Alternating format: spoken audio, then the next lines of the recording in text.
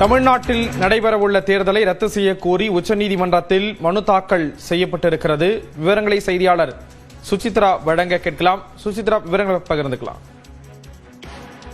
தமிழ்நாடு சட்டமன்ற தேர்தலை ரத்து செய்ய கோரி மதுரையைச் சேர்ந்த கே ரமேஷ் உச்சநீதிமன்றத்தில் மனுவை தாக்கல் செய்தது முக்கியமாக பார்க்கப்படுகிறது. அதாவது மக்களுக்கு, வாக்காளர்களுக்கு இலவசங்களை லஞ்சமாக வழங்கி அவர்களை ஏமாற்றும் வகையில் அரசியல் விதிகளை நடத்தைக்கு எதிரான ஒரு செயல்பாடுகளை தமிழ்நாட்டில் அரங்கேறி வருவதாகவும், அதனால் தமிழ்நாடு தேர்தலை ரத்து செய்ய வேண்டும் என்ற ஒரு கோரிக்கையை அவர் முன்வைத்து இந்த மனுவை தாக்கல் செய்தார். குறிப்பாக தமிழ்நாட்டினுடைய அரசியல் கட்சிகள் வாக்காளர்களுக்கு பணம், நகை, கொலுசு, குடம், வெள்ளி குத்து விளக்கு, ஃப்ரிட்ஜ், வாஷிங் மிஷின் போன்றவற்றை லஞ்சமாக கொடுத்தும் பல்வேறு இலவசங்களை அறிவித்தும் கேட்டு வாக்காளர்களை ஏமாற்றி வருவதாகவும் அவர் அந்த மனுவில் குற்றச்சாட்டை முன்வைத்துள்ளது முக்கியமாக பார்க்கப்படுகிறது. அரசியல் சாசனம் மற்றும் தேர்தல் நடத்தை விதிகளுக்கு எதிரான செயல்பாடுகளில் அரசியல் கட்சிகள் ஈடுபட்டு வருவதன் காரணமாக தமிழ்நாடு சட்டப்பேரவை தேர்தலை உடனடியாக ரத்து செய்ய வேண்டும் எனவும், இந்த வழக்கினுடைய இறுதி உத்தரவு பிறப்பிக்கப்படும் முறையில் தற்காலிகமாகவும் நிறுத்தி வைத்து உத்தரவையும் பிறப்பிக்க வேண்டும் என்ற ஒரு கோரிக்கையை வலியுறுத்தி தற்பொழுது இந்த மனுவை அவர் தாக்கல் செய்துள்ளார். நேரடியாக இந்திய தலைமை தேர்தல் ஆணையத்திற்கு உச்சநீதிமன்றம்